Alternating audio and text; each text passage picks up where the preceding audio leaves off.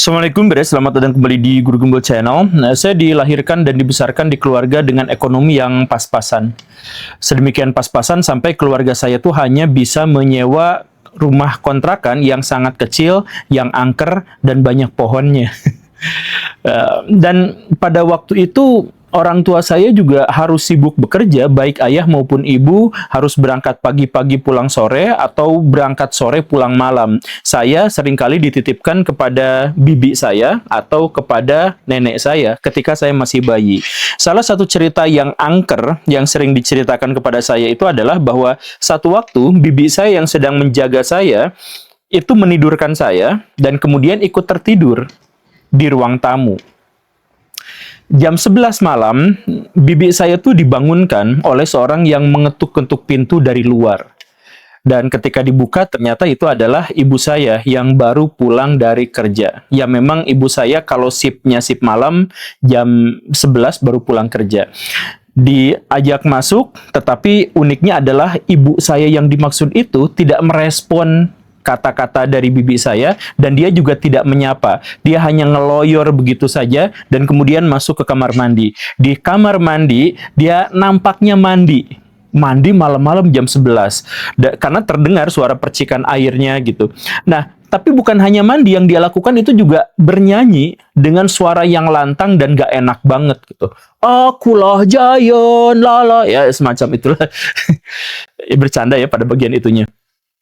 Nah, bibi saya tuh heran gitu, dan suaranya tuh semakin lama tuh semakin disengajakan seperti mau mengganggu, mau keras gitu, sampai saya yang lagi tertidur pada waktu itu tuh bangun karena suara yang berisik itu.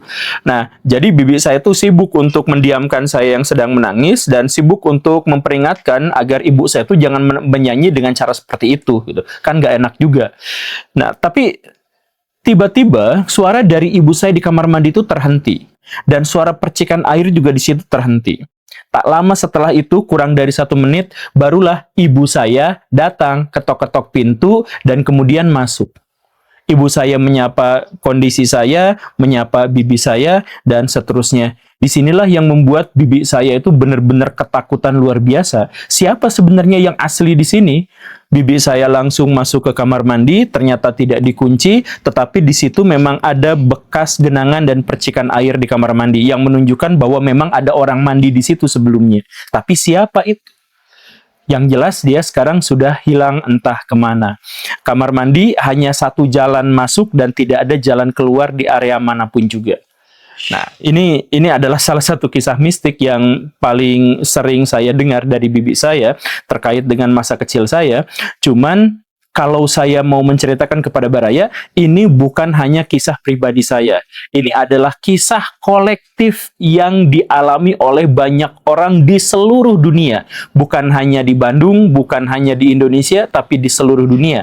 Bahkan kisah-kisah seputar makhluk-makhluk kembaran dari dimensi lain atau dari alam lain, itu juga seringkali menjadi bagian yang integral dalam beberapa sistem teologi agama-agama besar di seluruh dunia. Jadi kisah tentang makhluk kembaran ini bukan kaleng-kaleng Baraya. Jadi kalau Baraya pengen memahaminya dalam konteks kemungkinan penjelasan ilmiahnya atau penjelasan akar budayanya, simak videonya sampai tuntas. Yuk kita mulai.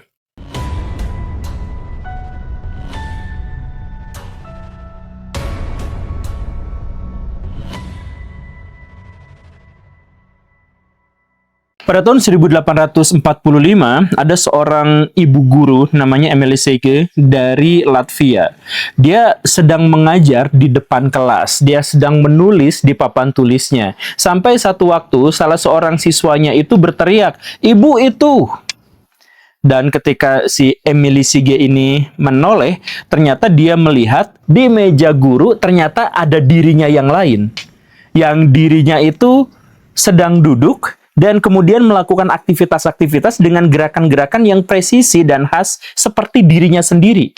Dianya kaget, dia lagi nulis di papan tulis dan ada orang lain yang serupa dengan dirinya. Dan itu bukan penglihatan 1-2 orang, tapi penglihatan 43 orang. Satu adalah dari Emily-nya, kemudian 42 adalah siswa-siswa di sana yang juga melihatnya. Kalau ini dianggap sebagai salah lihat, saksinya terlalu banyak. Kalau ini dianggap sebagai ilusi optik, mereka melihat dari berbagai perspektif. Dari si ibu guru yang memang ada di depan, dari anak-anak yang ada sejajar sampai anak-anak yang miring dalam situasi melihatnya, semuanya melihat itu.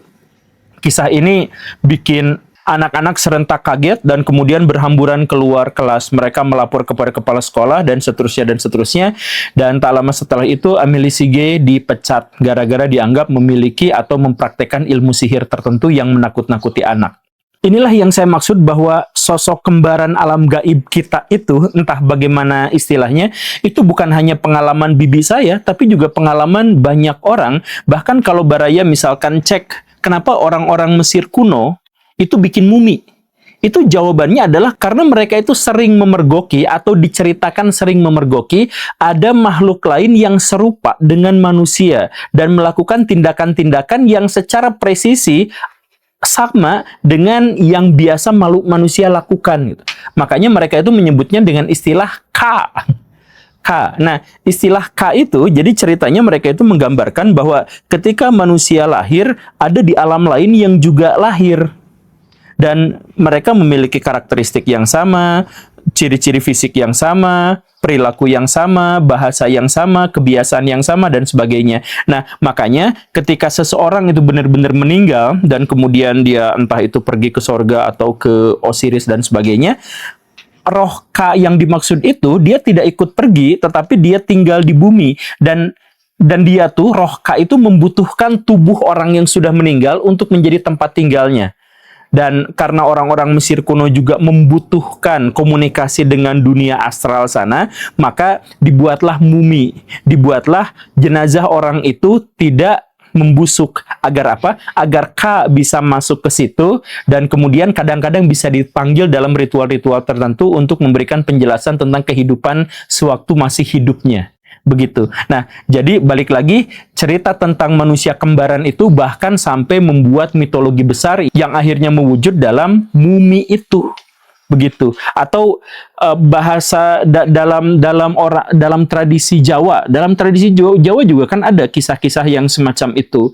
Orang Jawa tuh menyebutnya apa ya? Sedulur sepapat gitu. Terus ada orang Jerman menyebutnya double ganger, kemudian orang Islam menyebutnya jin korin, orang Mesir yang tadi menyebutnya itu K, di Skandinavia juga disebut Vardoger gitu dan lain sebagainya. Artinya di seluruh bangsa-bangsa di seluruh dunia kisah seperti ini tuh ada. Kalau Baraya jalan-jalan pelesiran ke satu tempat, kemudian Baraya ceritakan hal yang serupa dengan ini, maka mereka juga biasanya punya versinya sendiri. Tapi intinya adalah ada makhluk kembaran yang serupa dengan kita dan kadang-kadang kelihatan baik oleh diri secara pribadi maupun oleh orang lain.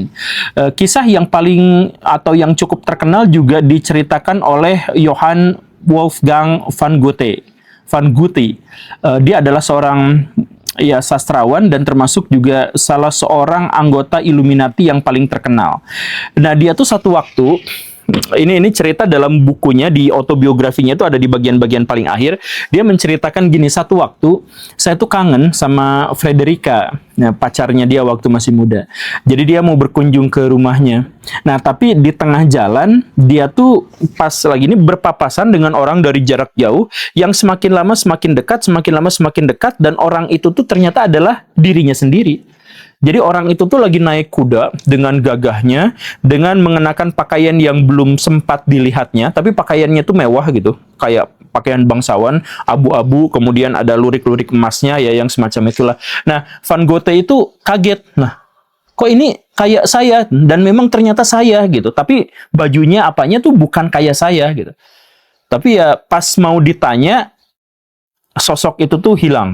Lengkap dengan kuda-kudanya juga hilang. Ya sudah, diabaikan saja, kemudian bertemu dengan si pacarnya itu. Sekitar 8 tahun kemudian, entah bagaimana ceritanya, Van Gogh itu juga datang ke sana, mengendarai kuda, dan kemudian memakai baju abu-abu yang megah. Dia jalan, naik kuda, ketebak, sampai beberapa waktu dia mulai sadar, dulu di lokasi ini saya menemukan diri saya sendiri. Dan kemudian pas dia lihat bajunya, lah, ini baju yang saya lihat dulu. Jadi kembaran saya sebenarnya bukan kembaran saya, tapi adalah saya dari masa depan yang dilihat oleh saya di masa lalu saya. Gitu. Ya, tapi itu kisah yang tidak ada saksi matanya gitu. Jadi ya anggaplah itu tuh tidak benar gitu ya, walaupun yang menceritakannya adalah tokoh yang cukup otoritatif gitu. Tapi anggaplah itu tuh cerita yang bohong. Tapi ada lagi cerita yang lain yang ini juga ada saksi matanya, yaitu apa? Kisah dari Abraham Lincoln, Presiden Amerika Serikat yang juga anggota Illuminati. Jadi Abraham Lincoln itu pada tahun 1860 beres dia memenangkan pemilu, dia tuh ngaca bareng sama istrinya. Jadi di kamarnya itu ada dirinya dan ada istrinya. Dia tuh ngaca mau siap-siap gitu pidato. Dia tuh melihat di cermin ada pantulan dirinya, tapi di situ tuh ada sosok yang lainnya yang juga adalah dirinya. Dia heran lah, ini siapa? Istrinya juga menyadari itu, tetapi akhirnya keduanya itu menemukan ada sedikit perbedaan, bahwa ada Abraham Lincoln yang sesungguhnya, ada Abraham Lincoln dalam cermin, dan ada satu lagi itu yang lebih pucat. Dan ini bukan pantulan cermin ya, karena tubuhnya tidak bergerak sesuai dengan gerakan Lincoln yang asli. Nah, sosok itu tuh agak pucat dan kelihatan kelelahan banget. Tak lama setelah itu dia menghilang. Entah bagaimana ceritanya, tapi sang istri itu langsung berfirasat bahwa ini tuh sebenarnya adalah pertanda bahwa kamu akan menang 2 periode. Tapi tidak akan sampai purna tugas karena kamu meninggal di tengah periode pemerintahan. Ya itu mah cuman dugaan aja, tapi entah bagaimana ceritanya, kisah tuh menjadi fakta karena Abraham Lincoln memang benar-benar meninggal di periode kedua masa pemerintahannya, ditembak gitu ya. Nah, kalau kita mendengar dua kisah ini, apakah kembaran gaib yang dimaksud itu sebenarnya bukan jin, bukan makhluk gaib, tapi ada dimensi waktu yang entah bagaimana ceritanya error, kemudian dua dunia yang terpisah karena sesuatu itu saling bersinggungan, dan akhirnya orang dari sini melihat dari masa lalunya atau melihat masa depannya, dan mereka bisa saling menyadarinya. Apakah seperti itu? Tidak diketahui dengan pasti, cuman ya ada orang yang mungkin berhipotesis dengan cara yang seperti ini. Balik lagi, saya ingin sampaikan bahwa kisah-kisah semacam ini tuh bukan kisah yang hanya disampaikan, diwartakan hanya 1-2 orang saja, tapi begitu banyaknya. Dan kalau Baraya misal main ke tanah Jawa, orang Jawa gitu ya, itu juga kisah-kisah semacam ini tuh banyak. Misalkan kisah tentang Kiai Ahmad Siroj. Beliau itu kan ya pada tahun 1930-an beliau itu mau berangkat haji. Tapi ada sesuatu hal yang membuat dirinya itu gagal untuk berangkat haji gitu. Jadi akhirnya tinggal aja di tanah Jawa gitu ya. Yang luar biasanya adalah ketika perjalanan mulai di kapal, teman-teman satu kloternya itu melihat Pak Kiai Ahmad Siroj itu ada di kapal. Dan kadang-kadang juga ngobrol sesama mereka gitu. Dan jadi ya dianggapnya oh ikut aja berarti gitu ya. Cuman jarang ditemui, kadang-kadang ada, kadang-kadang nggak ada gitu. Cuman kalau lagi ada ya bertegur sapa biasa aja.